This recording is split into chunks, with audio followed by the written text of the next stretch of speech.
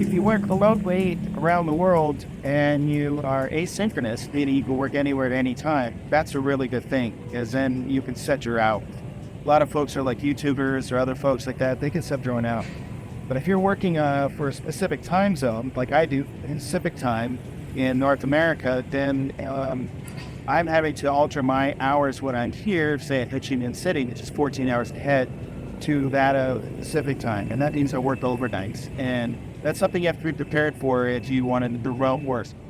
When you're working remotely and working in a different time zone, it's always good to have supplies with you so that you can have food while you're working it, usually in the evening. So if you're an Airbnb, you can go to a grocery store, get groceries, or you can go to a restaurant, get takeout.